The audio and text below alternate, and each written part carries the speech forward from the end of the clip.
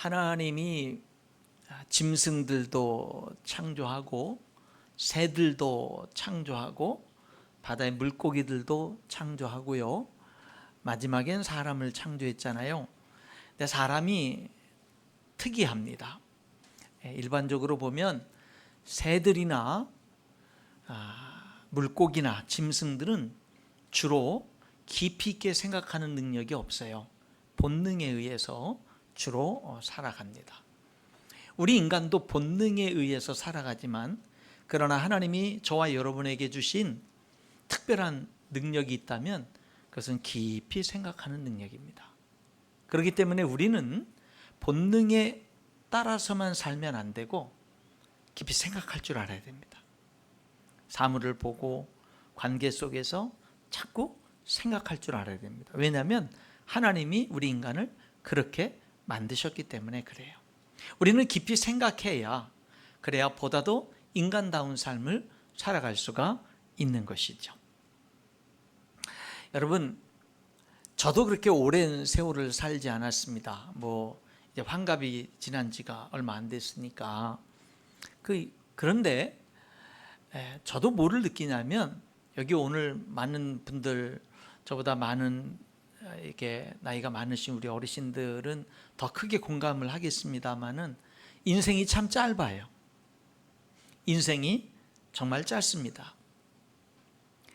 죄 짓는 일을 반복하며 살기에는 너무 짧아요, 인생이. 영원하신 하나님을 외면하고 살기에는 인생이 너무 짧아요. 요한복음 10장 10절에 예수님이 이렇게 말씀하셨죠. 도둑이 오는 것은 도둑질하고 죽이고 멸망시키려는 목적인데 예수님이 이 땅에 오신 것은 양으로 생명을 얻게 하고 더 풍성히 얻게 하려 함이라. 예수님은 우리에게 하나님의 생명을 주시고 영원한 생명을 주시고 그리고 풍성한 삶을 살도록 하기 위해서 예수님이 오신 목적이라고 말씀을 하십니다. 여러분, 그렇기 때문에 우리는요, 영원하신 하나님, 영광의 하나님과 더 친밀하게 동행하는 삶을 살아야 됩니다. 그 하나님께 소망을 둬야 돼요. 그 하나님의 독생자이신 예수님을 더 닮아가는 삶을 살아야 돼요. 우리가 그런 인사를 했잖아요. 우리에게 일어나는 모든 일들을 통하여 예수님을 더욱더 닮아가겠습니다. 여러분, 우리는 정말 하나님께 영광을 돌리는 삶을 살아야 됩니다. 어떤 삶을 살아야 된다고요? 하나님께 영광을 돌리는 삶. 그러나 여러분, 우리 인간은요, 본능적으로 자신의 영광을 위해서 삽니다. 우리는 나의 영광을 위해서 사는 게 본능입니다. 본능적으로 하나님의 영광을 위해서 살고자 하질 않아요. 그래서 하나님의 영광을 위해서 살겠다라는 결단, 진실된 결단을 해야 하나님의 영광을 위한 삶을 살 수 있어요. 만약에 생각해보고 그런 결단을 안 하면 그냥 본능에 따라서 내 영광을 위해서 살게끔 되어 있습니다. 그래요. 그냥 내 영광을 위해서 살아도 그게 좋으면 좋은데, 근데 내 영광을 위해서 열심히 내 소중한 인생을 그렇게 막 열심히 노력하고 몸부림치면서 살다 보면 어느 날 뭐를 깨닫게 되냐면, 이게 전부가 아닌데, 이게 다가 아닌데, 이게 뭔가 중요한 게 빠져 있는 것 같은데 라는 것을 깨닫게 되지요. 이게 옳은 게 아닌 것 같아. 내가 내 인생을 내 자신의 영광만을 위해서 사는 것보다 더 큰 내 인생의 목적이 있는 것 같아. 더 고귀하고 더 가치 있는 내 인생에 분명한 목적이 있는 것 같아. 내가 내 영광만을 위해서 사는 게 이게 진짜 다가 아닌 것 같아 라는 것을 생각하게 되고 깨닫게 되는 날이 오게 됐죠. 그러면서 하나님의 영광을 위해서 내가 사는 존재구나 라는 엄청난 사실을 깨닫게 되는 겁니다. 여러분은 깨달으셨나요? 아니면 아직까지도 여러분 자신의 영광만을 위해서 사시나요?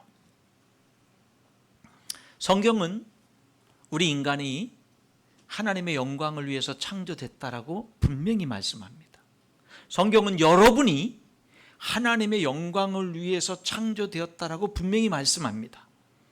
이사야 43장 7절에 내 이름으로 불려지는 모든 자 곧 내가 내 영광을 위하여 창조한 자를 오게 하라. 그를 내가 지었고 그를 내가 만들었느니라. 하나님이 우리 인간을 창조했는데 어떻게 창조했어요? 하나님의 영광을 위하여 창조했다라고 말씀합니다. 그렇기 때문에 고린도전서 10장 31절에는 이렇게 명령합니다. 그런즉 너희가 먹든지 마시든지 무엇을 하든지 다 하나님의 영광을 위하여 하라. 이렇게 명령하는 겁니다. 여러분, 우리는 본능적으로 내 영광을 위해서 삽니다.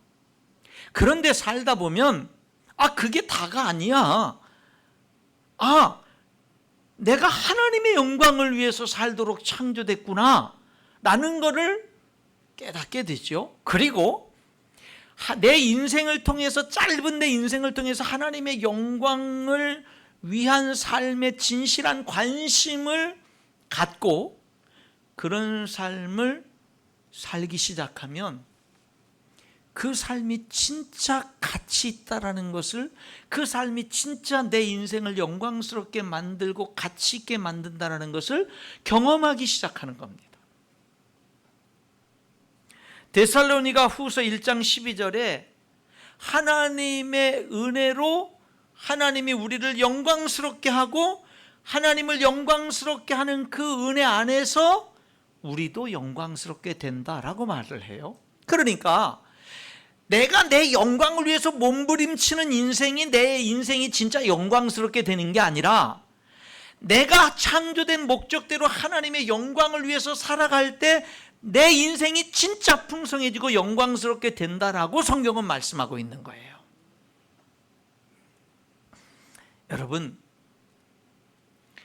여러분도 속히 하나님의 영광을 위해서 여러분이 창조됐다라는 사실을 깨달을 수 있기를 축원합니다. 그리고 그렇게 결단하세요. 여러분 보세요. 하나님이 여러분을 하나님의 영광을 위해서 창조하셨다면 하나님의 영광을 위해서 살 때 행복할 수 있는 거예요.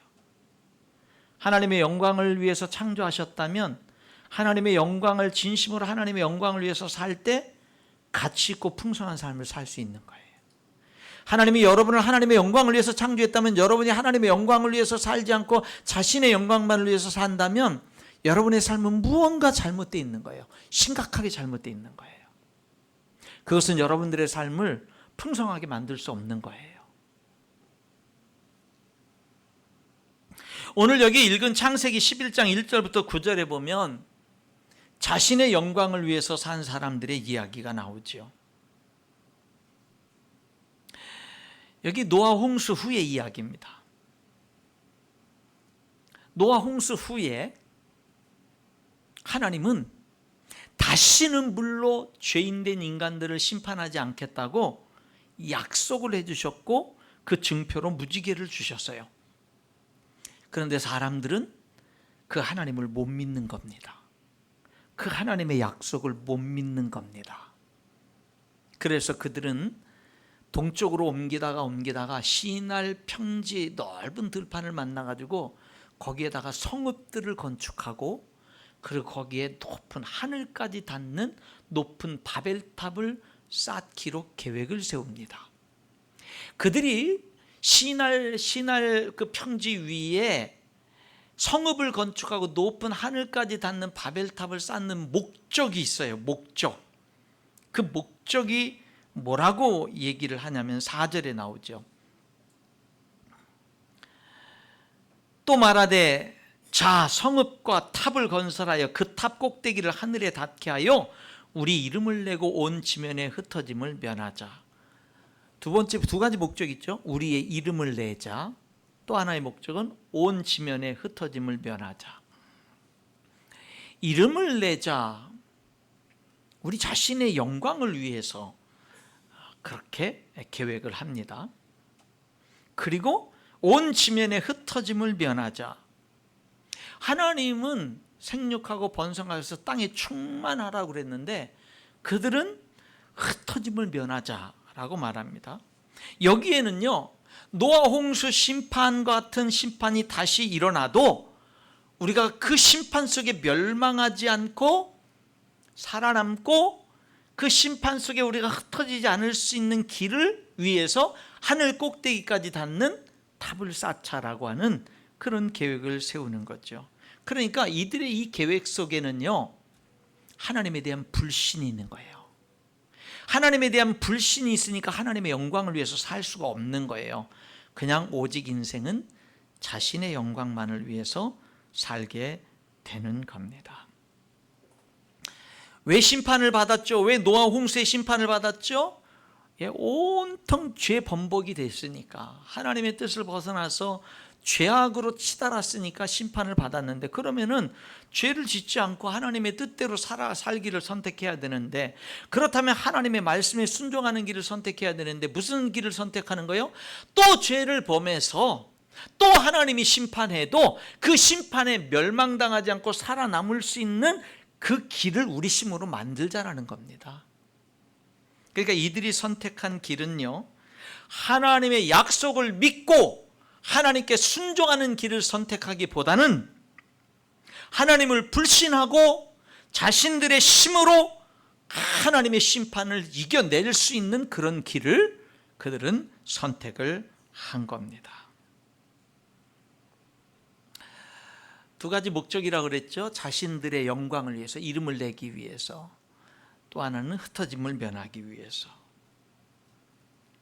여러분, 우리가 왜 우리 자신의 영광을 위해서 살지 말아야 되냐면, 그게 결국 다 헛되구나, 허무하구나 라고 하는 것을 깨닫는 날이 오기 때문에 그래요. 내가 열심히 잠도 안 자고 먹을 것도 안 먹고 정말 온갖 고생을 하면서 인생을 노력하면서 잘 살아보려고 노력을 했는데, 내 영광을 위해서 그렇게 했는데, 근데 결국에는 어느 순간에 이게 아니구나 라고 하는 거를, 이게 헛된 거구나, 그게 아니었구나, 방향이 잘못됐네, 삶의 목적이 잘못되고 방향이 잘못됐네 라고 하는 거를 깨닫는 날이 오기 때문에 그렇습니다. 여기 지금 시날 평지에 노아 홍수 후에 자신들의 영광을 위해서 하나님을 불신하고 하나님의 심판에도 불구하고 살아남을 수 있는 성읍을 건설하고 하늘까지 닿는 바벨탑을 건설하는 길을 선택한 이 백성들, 그런데 그 모든 일은 다 중단되죠. 완성되지 못하고 다 흩어지게 되죠. 여러분, 여기 그들은요, 하늘까지 닿는 탑을 쌓는 것이 계획이었습니다. 어디까지 닿는 탑이요? 하늘까지. 근데 하나님은 그들이 쌓는 탑을 보려고 내려오셔야만 했어요. 하늘까지 닿는 탑이었으면 내려올 필요 없어요. 근데 하늘까지 닿는 탑을 쌓을 수가 없었죠. 그러니까 하나님이 뭐예요? 그 탑을, 그들이 쌓는 탑을 보려고 내려오셔야만 됐어요. 5절이죠. 무슨 말이냐면, 인간이 아무리 계획하고 이루는 위대한 업적들도 하나님이 보시기에는 미미한 것에 지날 뿐이다 라고 하는 겁니다. 여러분, 마찬가지로 여러분의 인생을 여러분의 영광만을 위해서 살면 그 인생은 미미한 인생에 지날 수밖에 없어요. 그런데 우리 인생에는요, 그거보다 더 영광스럽고 더 고귀하고 더 가치 있고 더 위대한 그런 인생을 살 수 있는 그 길을 하나님이 우리에게 주셨어요. 그게 하나님의 영광을 위해서 사는 겁니다. 여러분, 시날 평지를 만나가지고 성읍들을 건설하고 흩어지지 않게 해서 그곳에 도시를 건설하고 하늘까지 닿는 바벨탑을 쌓고 얼마나 힘들었을까요? 얼마나 수고했을까요? 얼마나 고생했을까요? 그런데 다 이루지 못하고 결국엔 다 뿔뿔이 흩어져서 다 떠나게 됩니다. 헛수고를 했습니다. 헛수고를 했습니다. 그래서 그 탑에, 그 하늘까지 닿게 세우려고 했던 그 탑 이름이 바벨탑에, 바벨이라는 그 뜻이 혼란하다, 혼동스럽다. 그러니까 자기의 영광을 위해서 사는 인생이 혼란스러운 거예요. 뭔가 될 것 같은데 결국에는 혼란스러운 거예요. 뭔가 이루는 게 없고, 뭔가 돼가는 것 같은데 이루는 게 없고, 결국에는 혼란스러운 삶이 될 수밖에 없어요. 그러나 저와 여러분이 하나님의 영광을 위한 그 삶의 목적을 분명히 가지고 살면 여러분 인생의 비전은 분명해집니다. 분명해집니다. 여러분 늦기 전에 여러분의 인생의 삶의 목적을 하나님을 영화롭게 하는 것에 두세요. 그게 하나님이 여러분을 창조한 목적이거든요.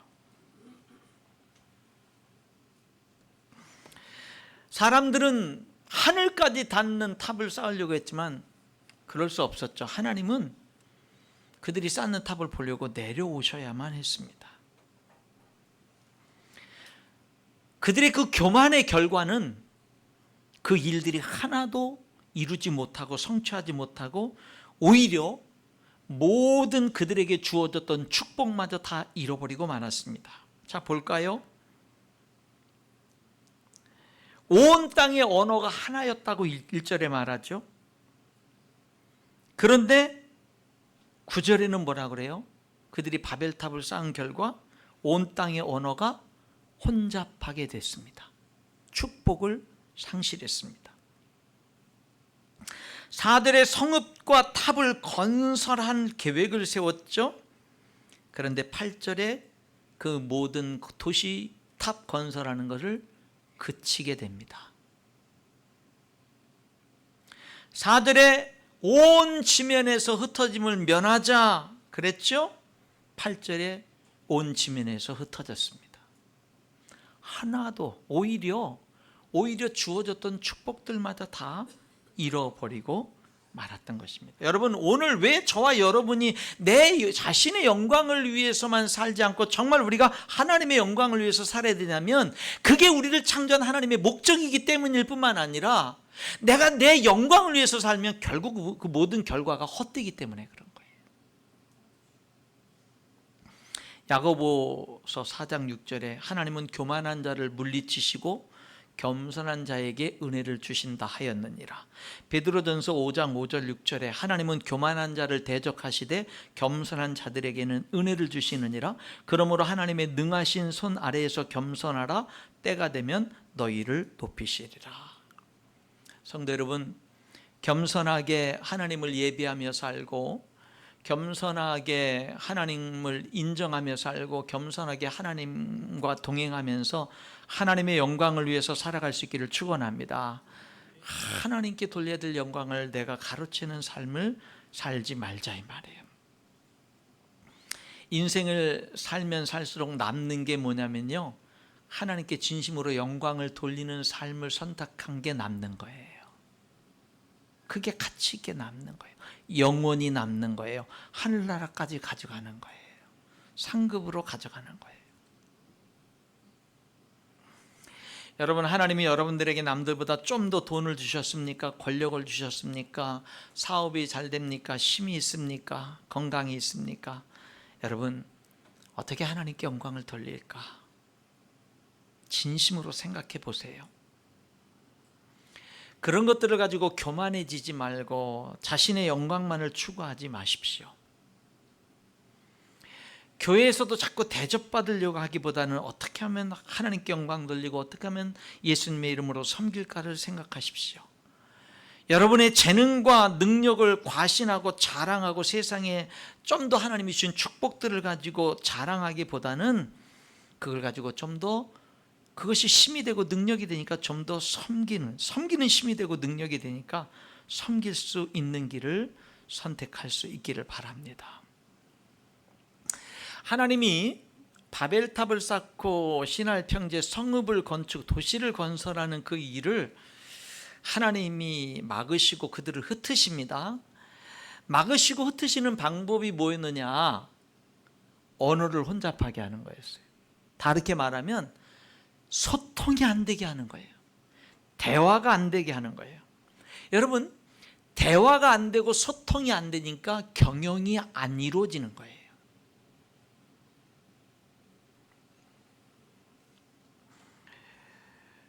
그게 하나님이 징벌하시는 방법이었어요. 하나님이 징계하시는 방법이 뭐였다고요?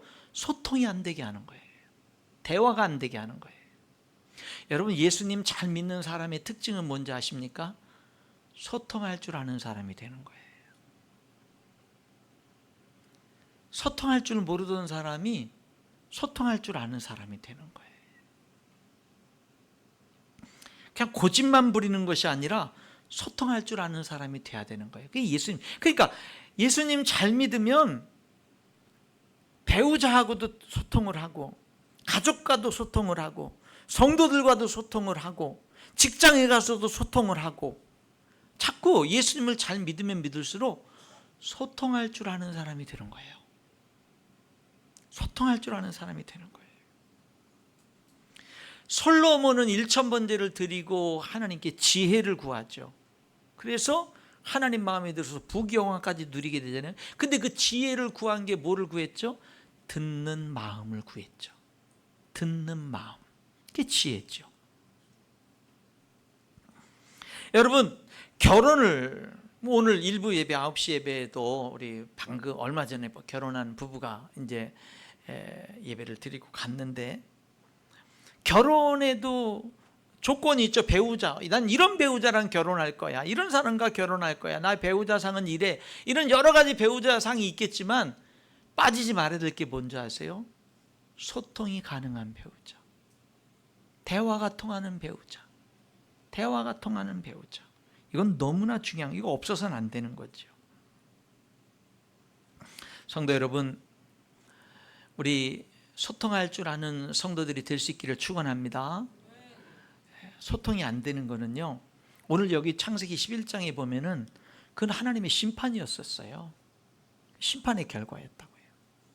그렇죠? 그리고 경영이 다 무너졌어요. 소통이 안 되는 순간에. 우리들이 소통을 할 줄 아는 게 중요해요. 우리가 예수님을 믿었을 때 하나님은 우리에게 화평케 하는 직분을 주시고 화평케 하는 말씀을 부탁했다고 그러죠. 그렇죠? 화평케 하는 자는 복이 있나니 저희가 하나님의 아들이라 일컬음을 받을 것이라고 말하잖아요. 여러분, 우리는요, 소통할 줄 아는 사람이 돼야 돼요. 특별히 하나님과 소통하는 사람이 돼야 됩니다. 여러분은 하나님과 소통을 잘 하십니까? 하나님과 소통하는 사람이 돼야 돼요. 여러분, 하나님은 소통의 명수이십니다. 하나님은 소통을 기가 막히게 잘하시는 분이에요. 그래서 여러분이 하나님과 소통을 잘하시면요, 여러분의 삶은 뻥 뚫립니다. 형통합니다. 환경이 깝깝하고 사람들에게 실망하고 상처 입고 내 인생이 고통스럽고 아프고 힘들어도 환경은 전혀 변화되지 않았고 내 주변의 사람들은 전혀 변화된 게 없어도 하나님과 소통하는 순간 여러분들은 형통해집니다. 여러분, 하나님과 소통하면은요, 엄청난 축복, 기쁨, 형통한 은혜가 임합니다. 그래서 하나님과 소통하는 게 얼마나 중요한지 몰라요. 그런데 하나님은 소통의 명수거든요. 그럼 여러분이 하나님과 소통이 안 되면 문제는 뭐냐? 여러분에게 문제가 있는 거예요. 여러분, 사도 바울이요, 예수님, 부활하신 예수님을 만나기 전에, 예수님을 믿기 전에 사도 바울은요, 예수 믿는 게 가장 하나님께 영광이 안 되는 거라고 생각했던 사람. 왜냐하면 예수는 육신, 우리와 똑같은 사람으로 오신 분인데 어떻게 그가 하나님의 아들이냐 이 말이에요. 어떻게 그가 삼위일체 하나님이냐 이 말이에요. 그 예수를, 그리고 그 자기가 하나님이라고 주장하다가 십자가에 못 박혀 저주받아 못 박혀 죽임을 당한 예수를 여전히 하나님이라고, 그가 부활했다라고 믿는 그리스도인들, 이 그리스도인들을 제거해버리고 없애버려야 하나님께 영광이 된다라고 믿었던 사람이 사도 바울. 바울이에요. 그게 하나님께 영광 돌리는 거라고 믿었던 사람입니다. 그래서 예수 믿는 사람들은 다 잡아다가 감옥에 가뒀고 그 정부의 권력자들에게 군사를 내받아 가지고 다 잡아다가 색출해서 감옥에 가두고 죽이는 데도 앞장섰잖아요. 그런데 다메섹에 그리스도인들이 많이 있다는 소식을 듣고 군사들을 이끌고 가다가 자기가 믿지 않았던 그 부활하신 예수님이 찬란한 빛으로 그에게 나타나신 예수님을 만났지요. 그리고 그 예수님의 음성을 듣습니다. 사울아 사울아 내가 왜 나를 핍박하느냐? 주여 누구십니까? 그때 예수님이 단 한마디를 하셔요. 나는 내가 핍박하는 나사렛 예수다. 여러분, 이 한마디로 사도 바울과 예수님이 완전히 통하게 됩니다. 그러니까 예수님은 사도 바울을 다 아셔요. 사도 바울을 다 아셔요. 사도 바울에게 뭐 1시간 뭐 한 달을 얘기할 필요가 없어요. 그냥 한 문장을 얘기하면 그게 소통이 돼버리는 거예요. 사도 바울에게 무슨 말이 필요한지를 예수님은 아신 거예요. 주여 누구십니까? 나는 내가 핍박하는 나사렛 예수야. 이 한마디에 너 나는 부활하지 않았다고 믿었지? 나 부활했어. 너 나는 하나님의 아들이 아니라고, 나는 메시아가 아니라고 너는 그렇게 믿지? 나 하나님의 아들이야. 나 메시아야. 나는 내가 핍박하는 나사렛 예수라는 이 한마디 말에 사도 바울이 예수님과 통할 것을 예수님은 다 아신 거예요. 사도 바울을 다 아시고 그에게 가장 적절한 말씀을 하신 거예요. 그래서 그 한마디로 통하게 된 거예요. 저는 그 예수님의 그 한마디 말씀을 묵상하면서 기도를 했어요. 하나님, 저에게도 이런 소통의 능력을 주세요. 우리 성도들과 이야기할 때 한마디 해주는 그 말이 성도들이 그 마음을 꿰뚫고 심령을 꿰뚫고 그들의 그 삶을 시원케 하는 하나님의 그런 음성이 될 수 있도록 하나님, 저를 그렇게 좀 사용해 주세요. 여러분, 저에게는 그런 능력이 많이 부족해도 우리 예수님은요, 소통의 대가십니다. 그러니까 여러분이요, 아무리 여러분의 삶이 힘들고 환경이 힘들고 환경이 해결이 안 되고 문제가 해결이 안 되고 사람들이 변화되지 않고 여전히 그래도요, 신기한 게 뭔지 아세요? 하나님의 음성을 하나님의 음성으로 한번 듣기만 하면 모든 문제가 해결됩니다. 여러분, 그런 거 수없이 경험하셨죠? 저도 수없이 경험했어요.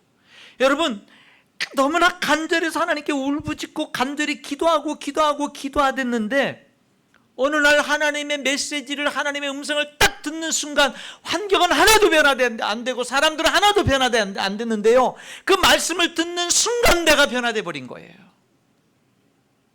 하나님과 소통하는 그 순간 근심, 걱정, 염려가 다 사라져 버리고요, 좀 내 삶에 기쁨이 오고 환희가 오고, 여러분 근심 걱정이 다 사라지고 담대함이 오고, 여러분 이미 환경과 사람들, 내 주변 사람들은 하나도 변화되지 않지만 나는 100% 다 응답을 받은 거예요.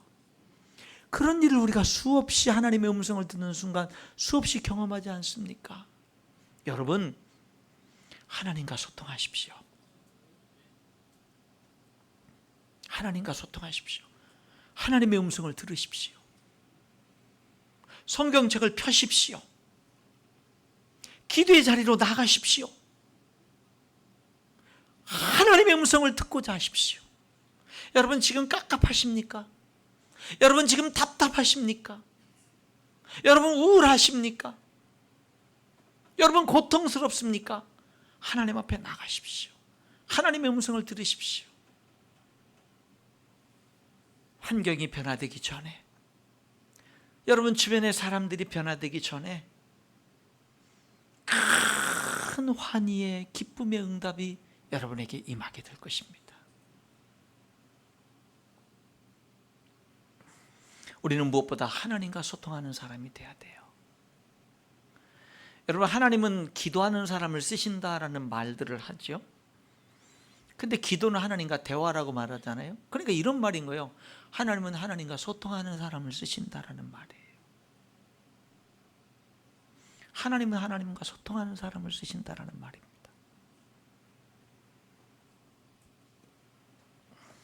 성도 여러분, 하나님의 영광을 위해서 사시길 바랍니다. 그렇게 결단하세요. 진심으로 결단하세요. 여러분의 본능은 여러분 자신의 영광을 위해서 살게 합니다. 그 본능을 뛰어넘으세요. 여러분, 내 자신의 영광만을 위해서 살면 결국에는요, 이게 아닌데 라는 인생으로 끝마치게 될 수밖에 없어요. 하나님의 영광을 위해서 사십시오. 그럼 하나님이 여러분의 인생을 영광스럽게 하실 것입니다. 하나님과 소통하십시오. 하나님 앞에 직접 나아가십시오.